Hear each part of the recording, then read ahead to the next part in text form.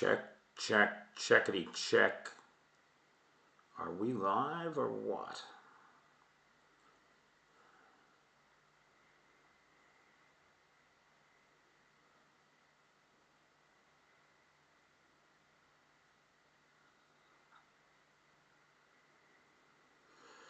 Okay. Checkity check. Are we live or what? Hello, Sharon Davies. It looks like it's you and me, baby. So, hey, Dawn Patrols. So, ladies and gentlemen, other non-binary folks, how do you do? I'm Peter Alexievich, and this is the Live at 5 from Kyiv. And this is the first time that we're trying this over here because, as you guys will know, I am banned on TikTok yet again. And so, and not only am I banned, I'm badly suppressed, right? You look at the videos that I put out on the first ATACMS strike on Russian territory, it's got like 400 views. That's a big fucking deal. And it is obscene that the Russians have the resources to shut us down. And so all we can do is just keep grinding away. And hey, Jay. Hey, Paul Holland. Dark Irish is here. Hey, Fitz. Vanetta's made it in. Hey, Vanetta. Well, I'm very happy and impressed that some of you have managed to find your way here. And so we'll give this a go. Now, right off the bat, you can see we have a problem. This stupid camera interface. It won't let me get rid of any of that crap there. If anybody knows a setting that I can change, please chat it in. I'll follow the live chat over here on this phone so as not to obscure any more of what you're seeing. How's the audio? Can you guys hear okay? Obviously, I've got to keep it turned down or else we'll get a feedback loop. Hey, Spirit of Ukraine.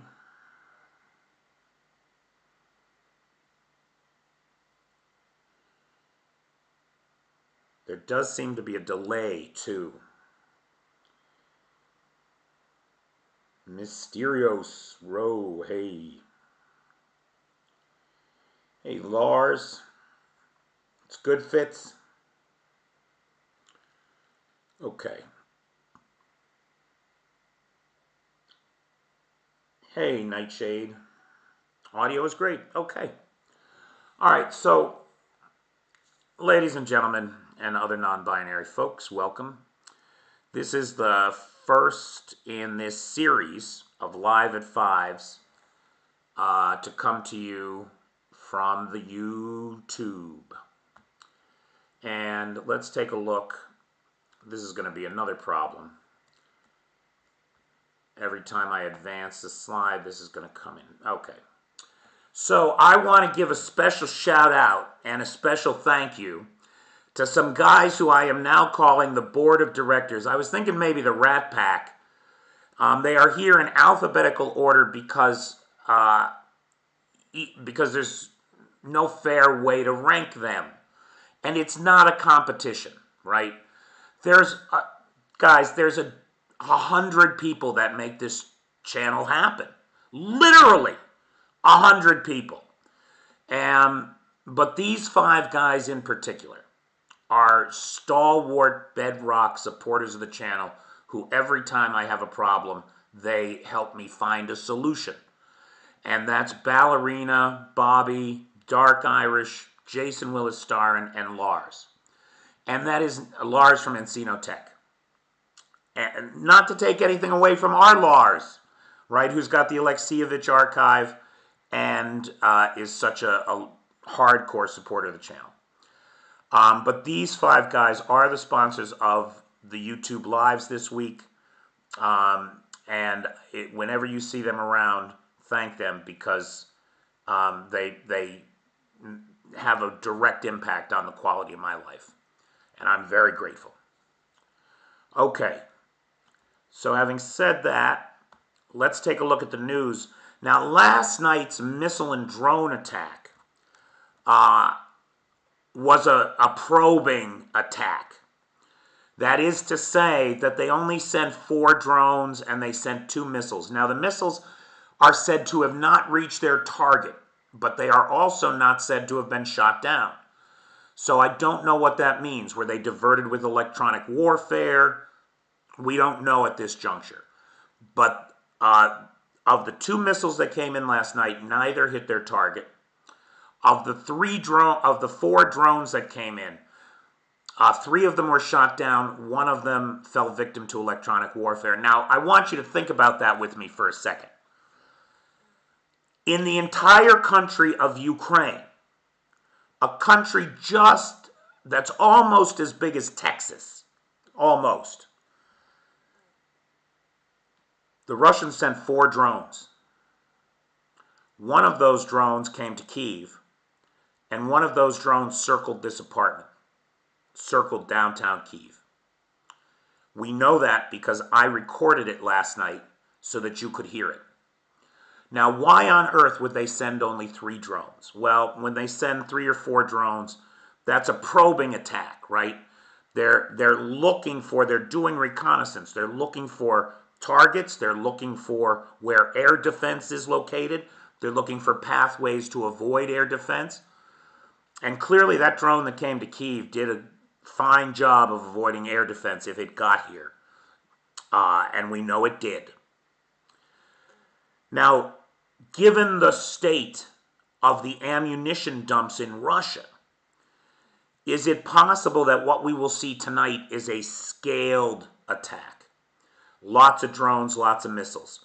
Moscow will be desperate to demonstrate that it is not out of ammunition after the last few weeks. And so it's my expectation that we are going to see a large scaled attack sometime in the near future, if not tonight. Again, that's my opinion and speculation. One of the stories coming out of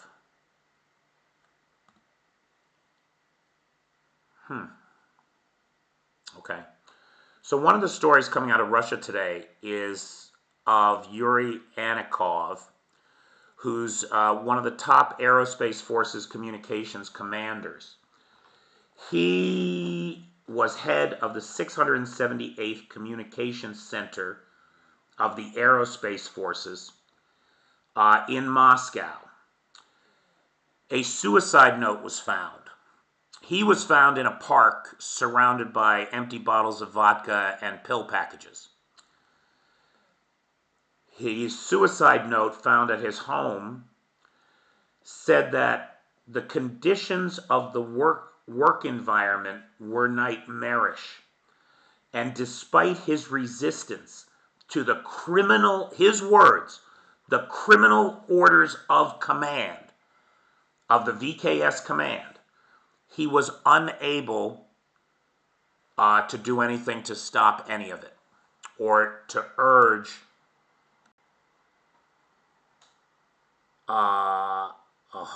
that's why, or to urge restraint in the execution of those orders. Sorry guys, I did not realize that I had these slides hidden. I wondered why we jumped ahead so fast there. Let me just check the rest of them. And the rest look okay. All right, let's back it up then.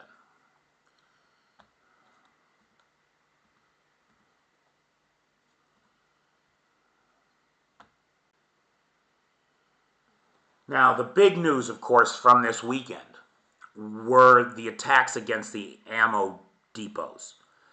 Now, that first strike against Torah Pets, the Torah Pets facility up in the Tver region, that is said to have destroyed 30,000 tons of conventional ammunition, as many as 750,000 artillery shells, according to the head of Estonia's military intelligence.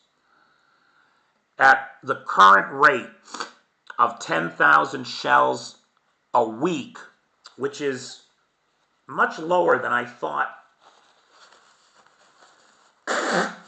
Sorry, I'm still a little stuffy. Which is much less. I would have thought that that was 75 days worth of ammunition. But apparently the Russians are down to about 2,000 shells a day, from a high of 30,000 shells a day. And so that's about 75 weeks worth of shells at the current rate. That's going to have an effect. It's got to. It's just got to. The question arose about how much money all of that was worth. And the low-end estimates put the value of the ammunition at $200 million. But it is worth pointing out that the facility itself was worth $39 million. And the facility is gone. So that's $250 million worth of damage in exchange for 100 jet drones. Now, the next facility to be hit, I misidentified. And we'll talk about that in 1 second. I'll get you clarification on that in 1 second. The facility, the Tik Tok facility in Rostov or in Krasnodar Krai. This facility was the new facility that had been built as the staging area for the North Korean ammunition. Maybe about 6 or 8 months ago, I showed you satellite footage of it being built, the new bunkers, the new earth mounds to separate the packages, etc. And the proximity to the train station, the very end of the Trans-Siberian line, coming all the way across 9 time zones of Russia to drop the ammunition from North Korea there. And from there it was staged and sent to the front.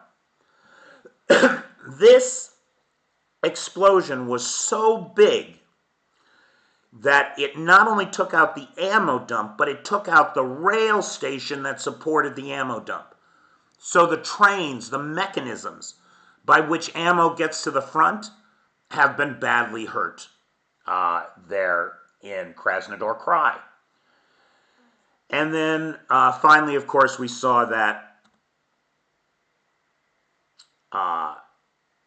third ammo dump back up in the Tver region. Now, this was the mistake I made. I incorrectly identified this one down here as being the one that got hit. It was not. The one that got hit was way over here, and it was not a hardened location.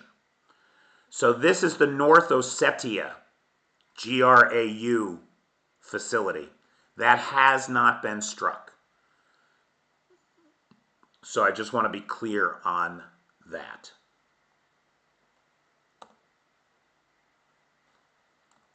Now, another big story that broke today is this kid, Nick Shirley. And he's a kid, right? So he's 25 years old. He's I guess he's a big MAGA kid and a kind of YouTube MAGA sensation. And he came to Ukraine for 72 hours. He knows so little about Ukraine that when asked why he didn't go to the east of Ukraine, he said, I did. I went to Bucha. I've been here for 18 months. I live here. I wouldn't claim to understand Ukraine or these people. That's not a thing that happens. And this kid, in 72 hours in country, managed to say some remarkably ignorant things. This is a major European capital. There are lots of rich people here. You see lots of Mercedes and BMWs and, luxury cars. Well, this kid saw these private cars on the street and decided that that was our tax money going to waste. I mean, it's just American naivete, you know? We think that when there's famine in a place, everyone there is starving. No. Rich people never starve. The middle class complain about the price of bread, and the very, very poor starve. That's the way it is everywhere. And while those tragedies are happening, life goes on. And this kid could not understand how life was going on in a place that was supposed to be at war. And he said some remarkably ignorant things. And the thing is that when you're at a critical inflection point in history, you've got a critical election coming up in the United States. To say the dumb things he said is dangerous. It's extremely dangerous because it can affect the outcome of the election. It can affect what happens next. We're on a razor's edge with this thing. So I do chalk it up to youth and naivete. Now look, if somebody finds a check from the Russians with this kid's name on it, I wouldn't be surprised, and then I'll be less forgiving about it. But if this kid can acknowledge the limitations of his own experience and expertise, and acknowledge that he may have made a mistake with some of the things he said, I'd accept that. That's a reasonable thing, I think. This is a Sarmat RS-28 intercontinental ballistic missile. And the Russians are touting this as their latest and greatest warhead, claiming it's got a range of 18,000 kilometers, can carry multiple warheads. So a single missile like this, if fired at the United States, could say target Dallas, Austin, Fort Worth, and Houston all at once with nuclear warheads and take out all those cities, this one missile. That's what they claim. Right.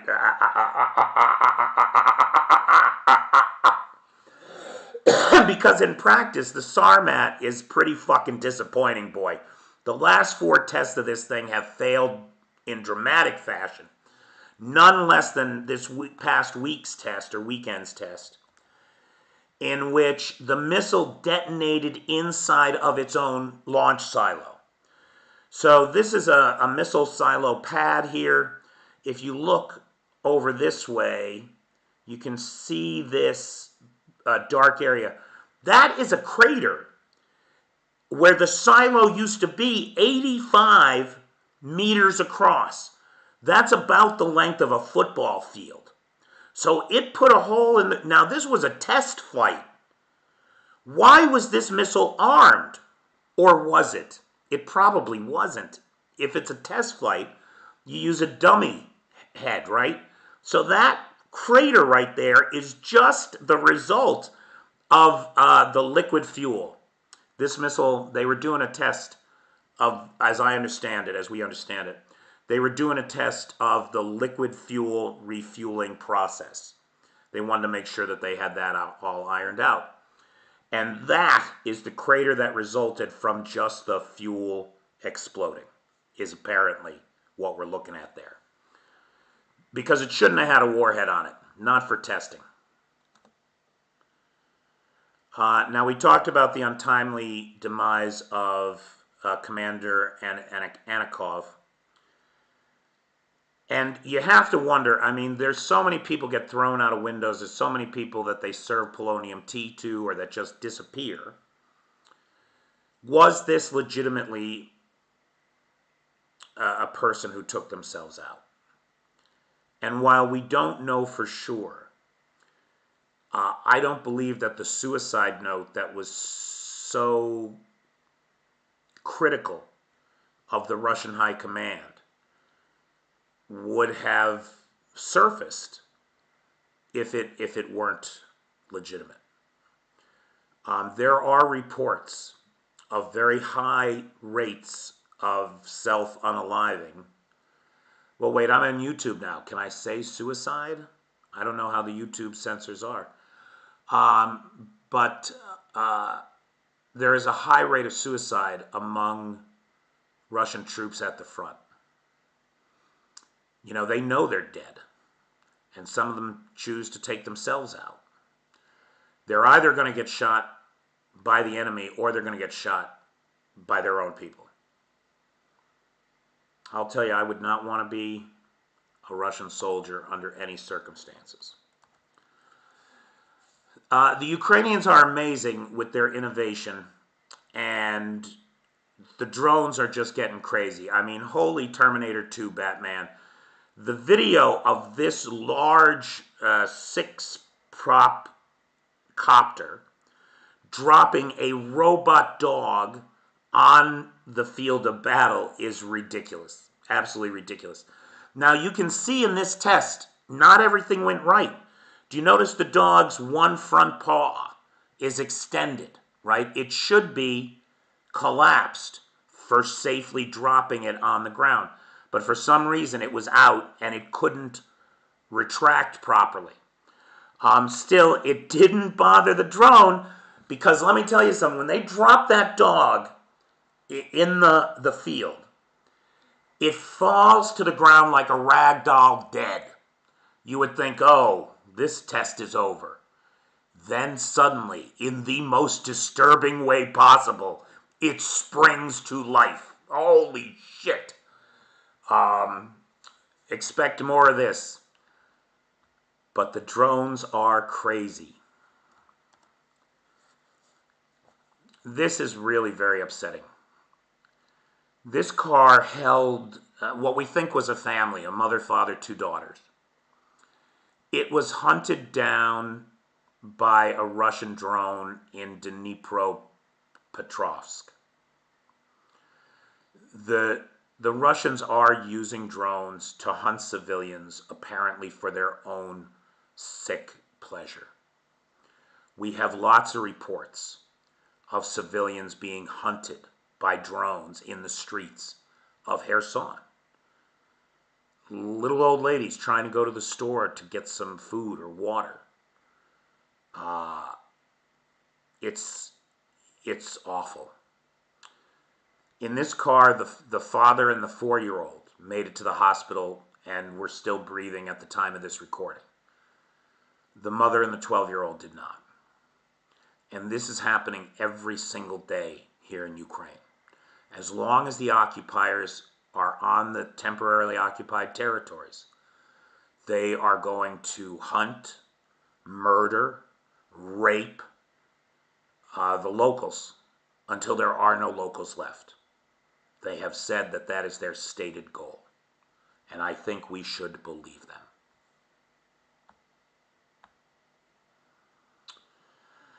There was a plot. So apparently, and this is very disconcerting for me, but of course it's true, and it's something that we all know to be true.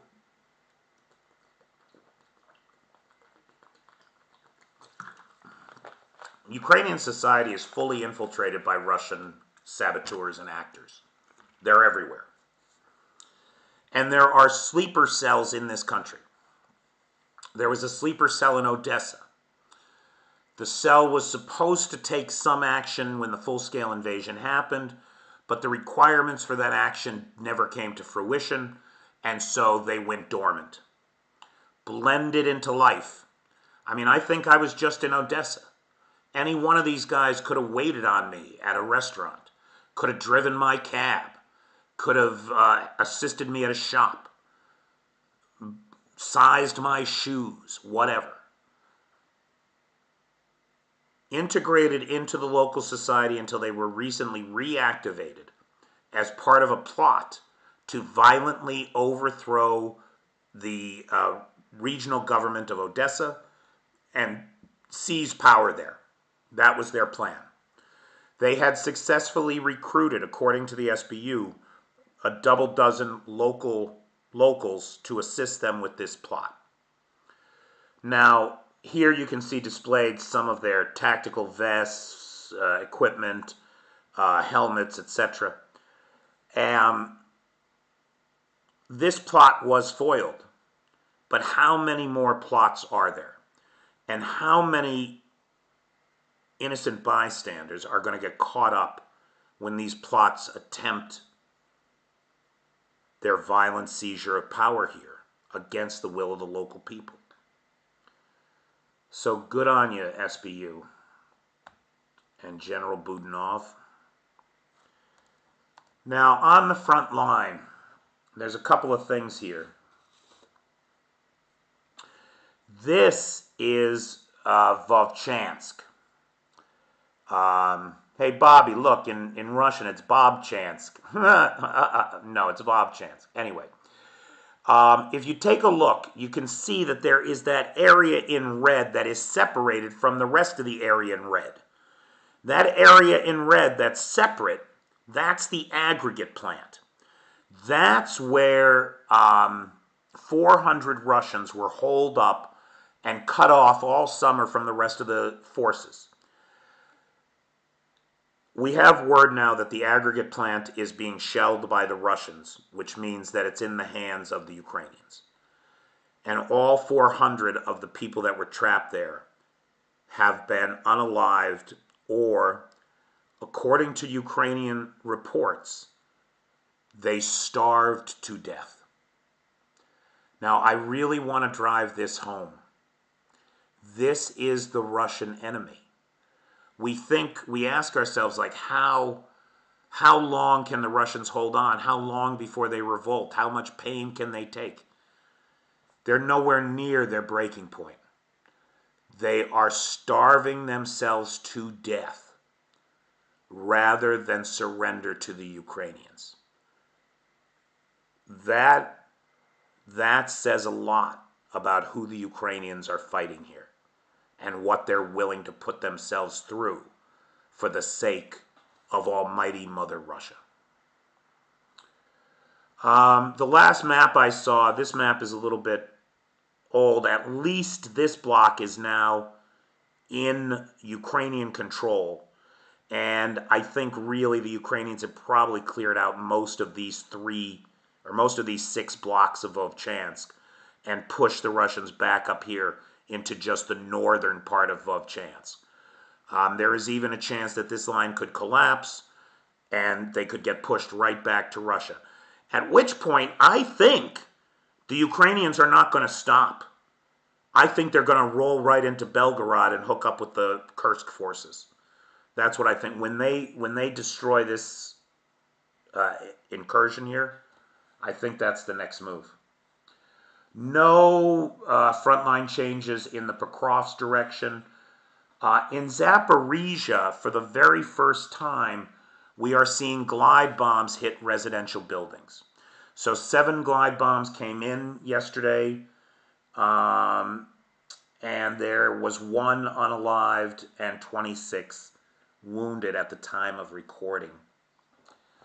Not much word on Kursk other than to say that the Ukrainian forces continue to advance, and Russian forces in southern Kursk are at great risk of encirclement. That's that area south of the same river. It's Marine and VDV Corp there, and it appears that they are likely to be surrounded before too much longer. Economic update from Russia, or some comments on the Russian economy. Now, here's why this is important. What this is how much money it costs you if you have to borrow yuan, Chinese currency, right? And you may be sitting there thinking to yourself, well, Petey, why would any Russian need Chinese currency? Currently 40%, 4 out of every 10 rubles that comes into Russia in imports comes from China, 40%. The Chinese will only take yuan. So if I'm a guy that imports soy sauce, let's say, I import soy sauce. I have to pay for that soy sauce in yuan. I don't have any yuan. So what do? I go to the central bank and I get me some yuan. Well, there's a charge for that. The overnight yuan rate, or the central bank's yuan swap rate. So if I'm a bank and I'm getting it from the central bank, I pay the central bank yuan swap rate. If I'm a user who needs liquidity and I go to my bank, they charge me the overnight yuan rate. So I go to my Chinese seller, I buy my soy sauce in these borrowed yuan, I take it back to Russia, I sell it to my Russian customers, I get paid in rubles, and I pay off the bank in rubles, and they charge me that percentage rate that you see there, which for bank to bank, it's currently 7%. But if I'm a seller, a retailer, a buyer of imports, look at, I'm paying 20%. I'm paying 20 basis points. Now that means that soy sauce just went up 20%. That's what it means. This is one of the things that's leading to the high inflation rates inside of Russia, because there is this liquidity. The yuan is now scarce. It's scarce because it's in such demand. 40% of imports need to be paid for in yuan and then get sold in rubles. There's another problem. Can you guess what it is? The Chinese only pay in yuan for things that they import. So all of the exports in oil and gas to China are being paid for in yuan. So all the oil and gas companies has all this yuan they don't want and can't do anything with. And then all the importers are in desperate need of yuan and can't get enough of them. This is a cycle that is, and given the fact that on the exchange, on the foreign commodities exchange, dollars and euros cannot be used for international purchases at all. The yuan is now 95% of foreign transactions. 95%. That's huge, huge. So there is this shortage of yuan inside the country, and it is driving up the cost of imports and the value of driving down the value of exports. It's a problem. Now, we have repeatedly said, this here is the ruble, the value of the ruble. And you can see in the period immediately after the full-scale invasion, 2022, February, when the Russians were actively buying the currency on the open market, the value improved dramatically. Right? Down is better. Up is bad. So there, right about summer of 2022, beginning of 2023, it hit its low points. It hit its high points of value, trading back down around the pre-invasion levels of 60, 70 rubles to the dollar. But at the time, summer of 2023 rather, I was very clear in saying that this was like a Band-Aid for cancer, that it was a short-term fix, that it would not last. And now we can see the ruble hit its low point in April of 2024, trading near 100 rubles to the dollar. Additional currency controls and interest rate hikes helped stabilize its value around 85 for the next 2 quarters. But now that is all eroding.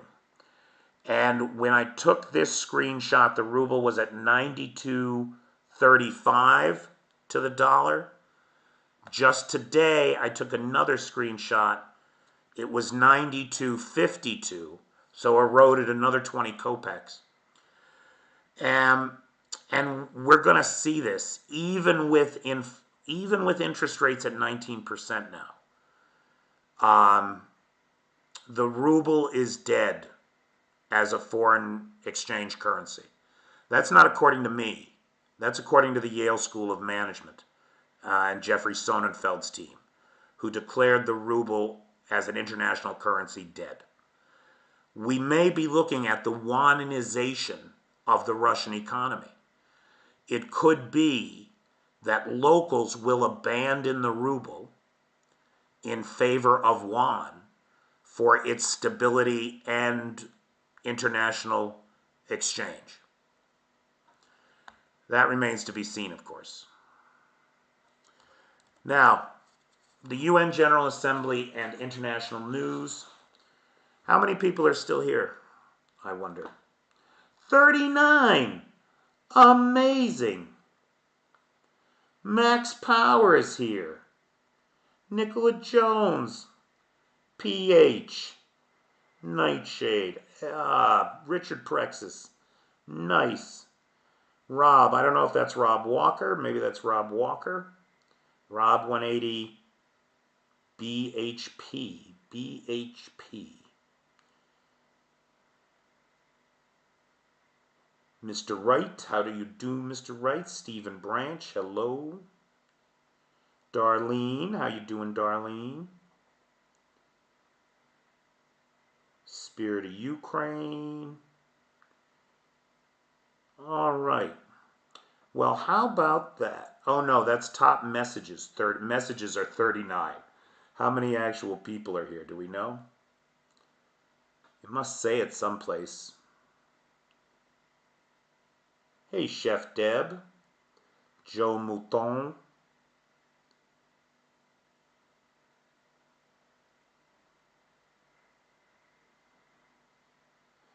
Anybody see a live head count there anywhere? I'd be curious to know how many people are here. But for those of you who are, it is certainly nice to see you, and I appreciate you coming out. It says 38. All right. Thank you. Oh, so that number is the number of people here. Groovy. Hey, Steve B. Steve with a V. All right.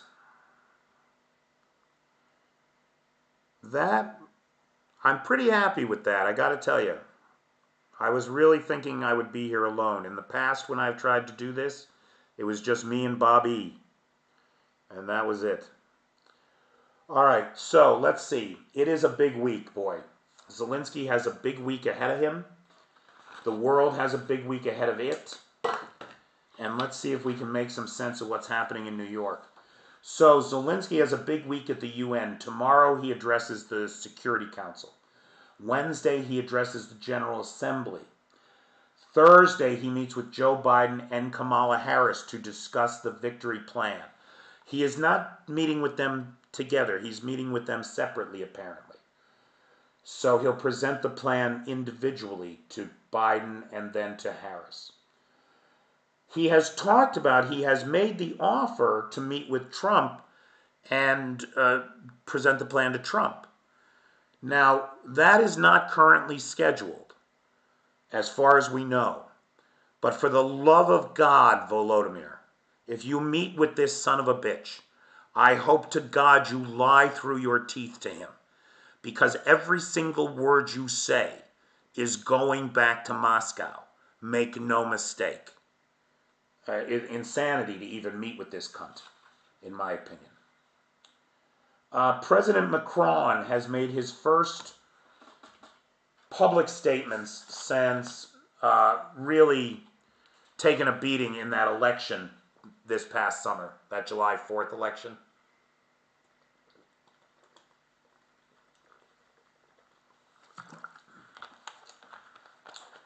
He said that relations with Russia should be reconsidered in the wake of the war. So when the war is over, Europe should reconsider the kind of relationship it wants to have with Russia. Goddamn right it should. A new form in a new reality and recast our relations with Russia. Could not agree more. There is a lot of talk at the UN about how to reform the UN. And the problem with that is that the UN Charter is written to keep the status quo. That's why you got the Security Council, you got the permanent members, they got their veto powers, and none of them want to give it up. I think that the right approach to take is that Russia got the Security Council seat of the Soviet Union under false pretenses. There was no legal process to give the seat to them or transfer the seat to them. No attempt to amend the charter. It was an outright illegal power grab by a dictatorial regime. And it is time to take it away from them. And as the Soviet Union no longer exists, its seat on the Security Council no longer exists, in my opinion. And that is the kind of reform that this UN needs. The Prime Minister of Denmark says that it has been a big mistake to publicly discuss our red lines.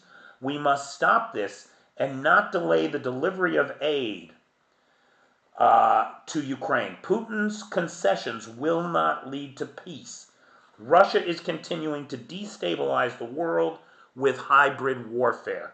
And boy, did she hit it on the head. Every time that we say, oh, we will never send troops to Ukraine, we're drawing a red line in the sand for ourselves that gives Moscow more confidence. When we say we will never go nuclear, we're giving a red line on ourselves that emboldens the Kremlin to threaten us with nukes. We have got to stop it. We have got to put an end to this self-defeating, self-imposed redlining that we do to ourselves. It is killing Ukrainians every day. Russia has expanded operations in Mexico. This is a return to Cold War taxes. It reminded me of this. Do you guys remember this from your...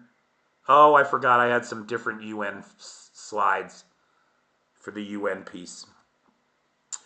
Do you remember this from, like your sophomore American government or histories class, the Zimmerman cable? This was a secret communique from the Germans in 1917 to the president of Mexico. And it's encoded here, as you can see. But what it says is, if the U.S. enters the war against Germany, Mexico should come in on our side, and we'll make sure that you get California, Arizona, New Mexico, and Texas back. And basically, that is the bullshit that the Kremlin is whispering in Mexico's ear. Come be with us, and we'll make sure that you get rewarded. I'll tell you, I've said it before, this war right now is nothing but the loose ends of World War I finally getting wrapped up. World War I ended with the end of the Habsburg Empire, the Prussian Empire, the German Empire, the Polish Empire, the British Empire. All those empires came to their end in the Ottomans in World War I. The Russian Empire and the Chinese Empire did not fall. They morphed into a new kind of empire. These communist dictatorships.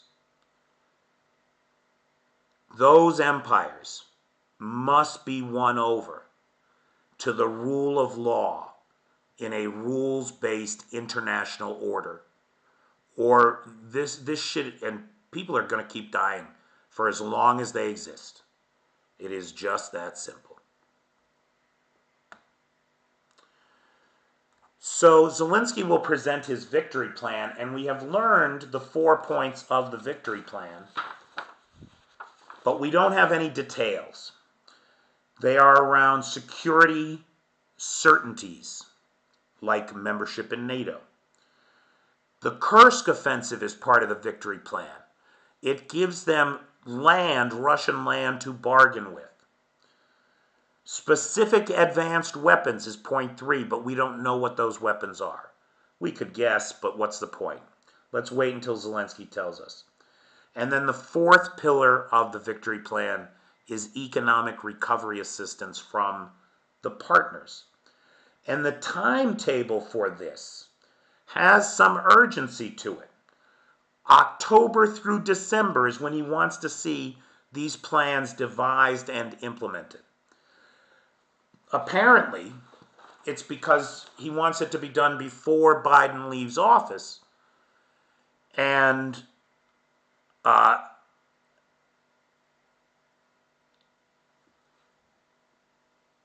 don't know how much that has to do with concerns around Trump getting elected, with ensuring Biden's legacy, or just the desperate exhaustion of the Ukrainians who just keep going in spite of everything. So, there you have it. Let's see here. I want to say a big thank you to the sponsors of tonight's live again.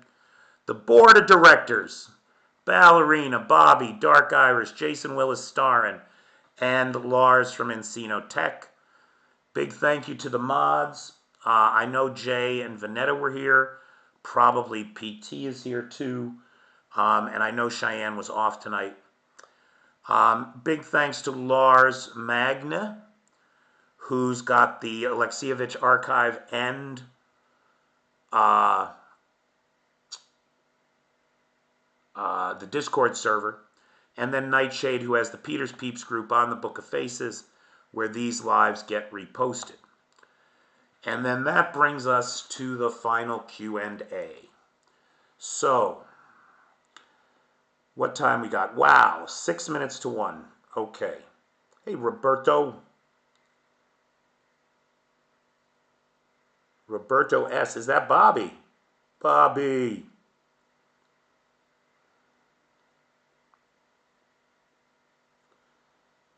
Yeah, other aliases are coming out here.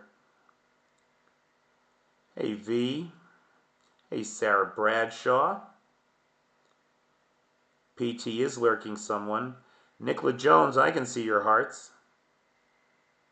I see hearts and smiles and laughs and Groucho Marx clown noses.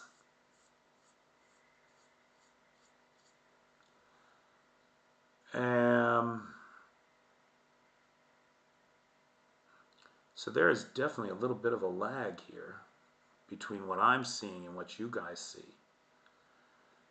So, hey Joshua.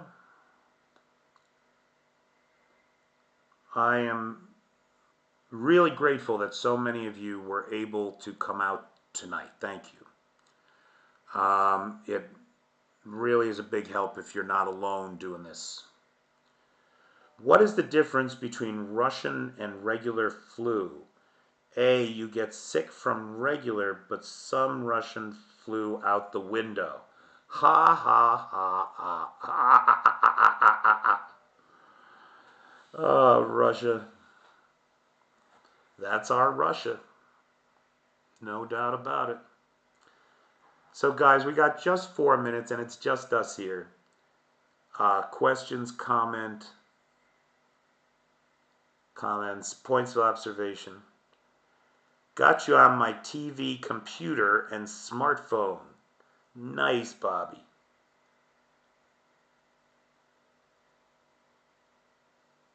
Hey, some semblance of the truth. How you doing, pal? Thank you, Daryl Roberts. Sure do appreciate it.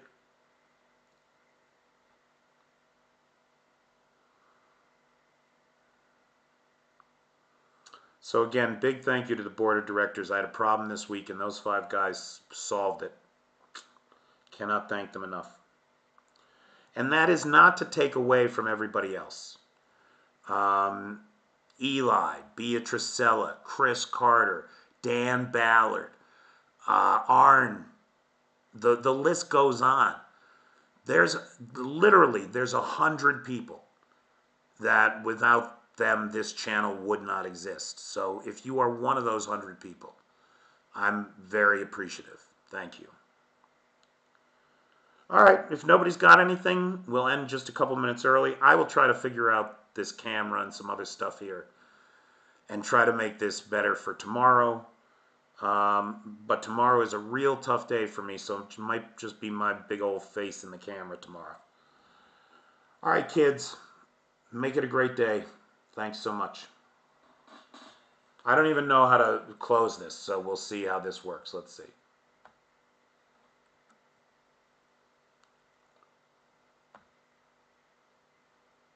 Wow, that is terrible. Look at that shit. Oh, that's nice, though. I like that. I wonder if I could have that up top. Probably. Hey, Peter. Want to work on mod stuff? Max Power. Want to work on mod stuff.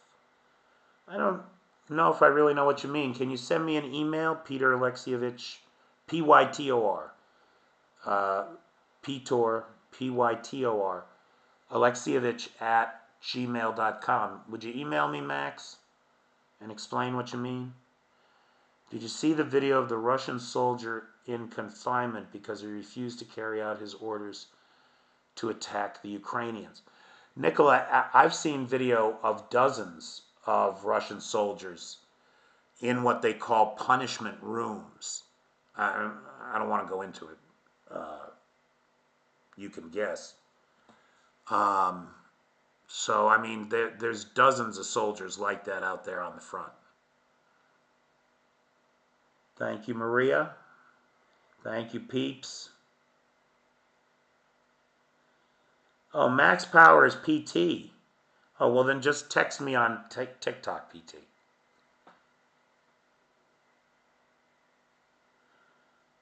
Chef Deb, I am going to do this every night here because I'm banned on TikTok and I'm fucking tired of it. I'm fucking tired of it. It's nonsense. It's bullshit. An AI handled my appeal. No human being, no person of reason sat and listened and could point to a single valid community guidelines violation. I'm really sick of the platform. And I think I might just commit everything that I have to YouTube and stop fucking with TikTok entirely because it's not doing any good for any of us.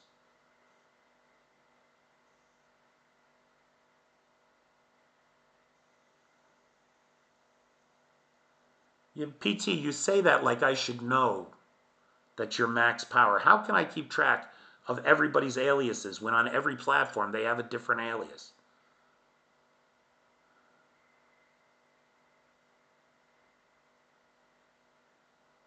The pit, they call it.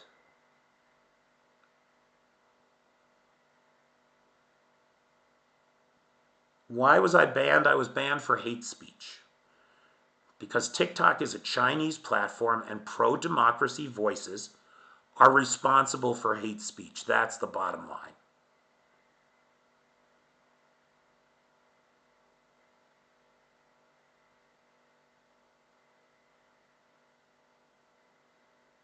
Thank you, Dennis. Yes.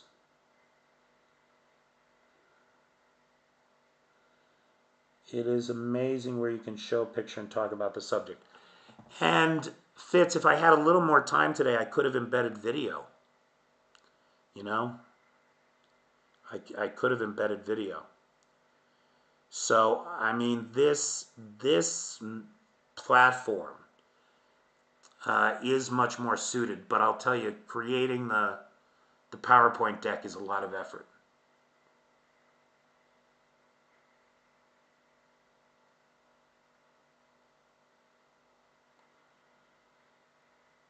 Oh, you didn't have a login for YouTube, Robert?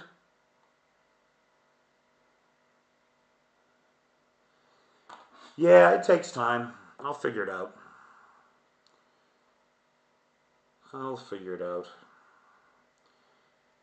let me just take a look here. All right, guys. So for my...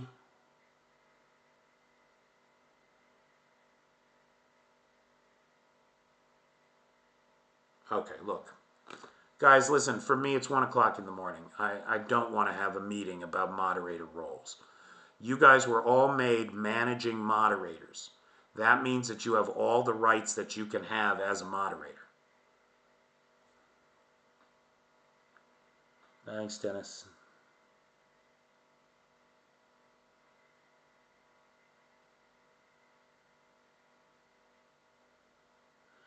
All right, good night, everybody. Make it a great day.